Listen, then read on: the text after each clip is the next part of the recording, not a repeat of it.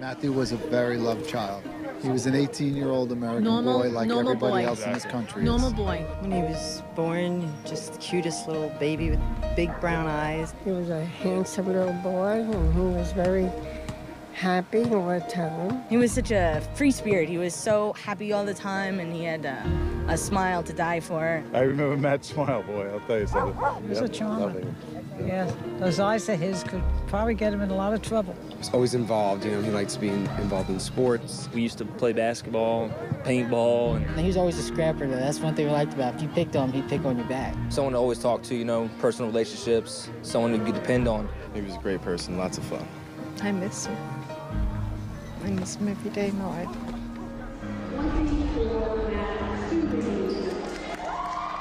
We called him Matthew, we called him Matt. The kids, the girls a lot called him Matty, you know, but he was my Matt. And he loved to fool around with the kids and wrestle with the boys, and he and Annie were very, very close because they were the closest in age, and those two, they were like two peas in a pod. But unfortunately, apparently he was having trouble sleeping, and he was having bad dreams and waking up and starting to have like panic attacks. That's when I said to him, you know, Matt, maybe it would be helpful if you talked to somebody outside of the family, you know, like, would you want to do that? So I made an appointment with him.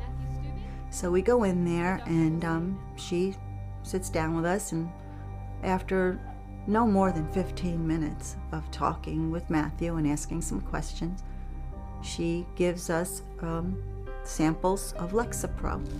So I said, what about side effects? I said, you know, what should we expect from something like this? And she says, well, you know, they're very well tolerated. And she said, you know, they could have like headache or nausea or maybe some insomnia. So we went home with our sample pack of Lexapro, and at that point, he stopped wanting to talk. He seemed to be withdrawing more. This was weird behavior for him. Well, a lot was happening at this time also, and he was graduating from high school. Of course, the big plan, the kids always, they go to senior beach week. He didn't want to go. He wanted to go visit his brother. And off he went. The day that he was supposed to be coming home, it was around 1 o'clock. I hadn't heard from him yet. He was supposed to call me when he finally left. Later on, I guess it was after I got off work, I called, and he didn't answer. But a little while later, he called me back, and he said, he might have said he was almost to North Carolina. It was about 11:30, and I called. He said, I'm fine, I just passed Roanoke. I woke up at around 2:30, kind of jumped up at the clock, and realized he should have been home an hour ago. So I called the cell phone and went straight to voicemail. I kept calling and calling. I'm like, Matthew, answer the friggin' phone. I was like so upset. Fell asleep, woke up again. It was about 6 o'clock in the morning. He still wasn't home. I didn't know what to do. I started getting ready for work. Went to work. I could hardly function. I went, told my boss I have to go home. Get in the door, phone's ringing. And there's this man on the other end, and he said, I'm looking for the family of Matthew Stubing. I said, this is his mother. Who's this? And he said, I'm calling about the jumping.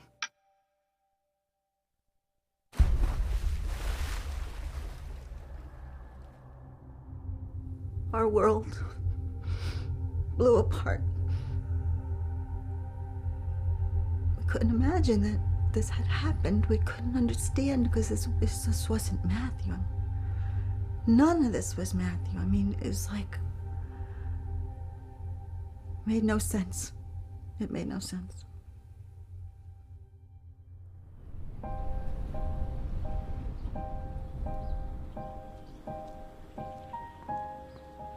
That was the beginning of my story. As a mother, I needed to make sense of what had happened to my child. There were so many questions. What had we missed? The first answer came 6 months after Matthew's death, when my husband found a magazine article that linked psychiatric drugs to suicide. I was horrified. And yet, I knew we had found the answer to the biggest question of all. How could this have happened? The article answered some questions, but made me think of so many more. I had to find out for myself. I had to do something. This is for you, Matthew.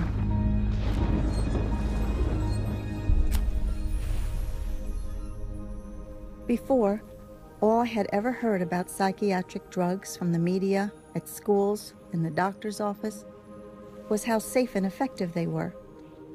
You know, you feel sad and that means you have a chemical imbalance in the brain. Just take a pill and that will help even you out.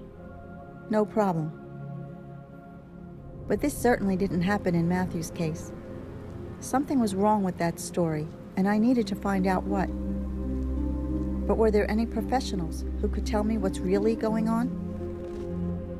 Dr. David Stein, a psychologist who has written many books and articles against the use of psychiatric drugs on children, agreed to talk with me. So I made the 3-hour drive to see him.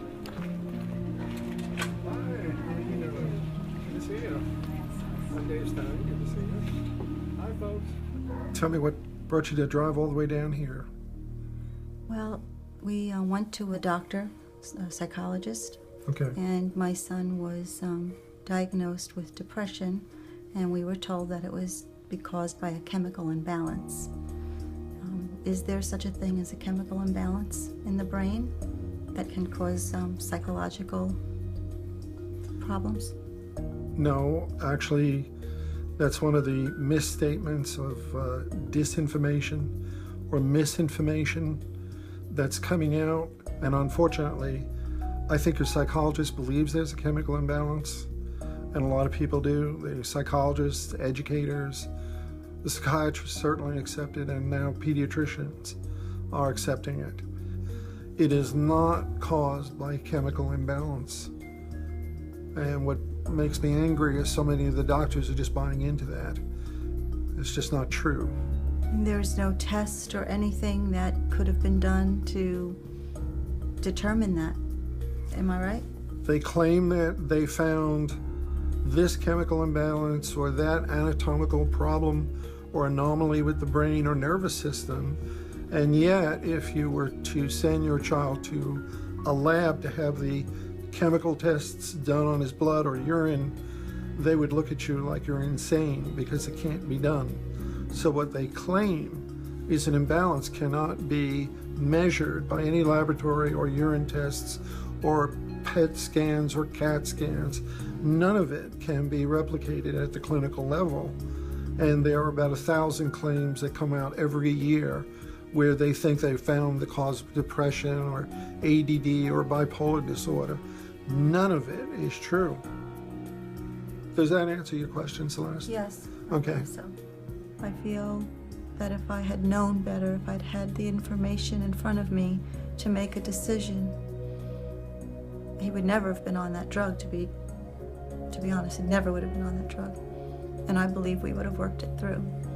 So I feel to blame. You feel guilty? I do. I think I'll always feel that way.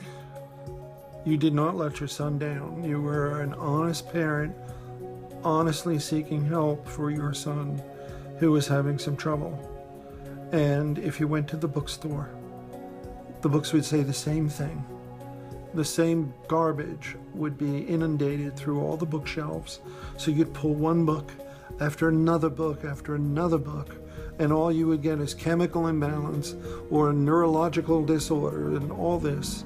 And they need the drugs, and the drugs and therapy, the combination is the way to go. You would have gotten it from everywhere you would have looked, except the very few scholars around the nation and the world that are fighting this, and we're a rare breed. We read deep into literature. You're not at fault, Celeste. I think your attitude will change, but right now, the prevailing and pervasive attitude is what you walked into. It makes me angry. I feel anger at hearing your story. Dr. Stein, thank you so much. God bless you, and I'll help you any way I can. Appreciate it. What Dr. Stein said shocked me. Why hadn't I heard this before? Why hadn't anyone told me this? Was the mental health industry knowingly lying to me? And if they had lied to me, surely I wasn't the only one they lied to. I found out I was not alone. there were a lot of other mothers who had been through similar experiences and were speaking out.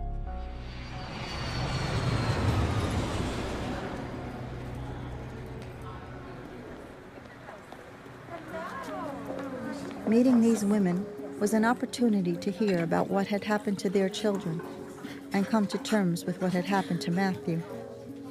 Thank you all very much for being here today. I think this is really important things we have to talk about. And I've met so many wonderful people through this ordeal for all the wrong reasons.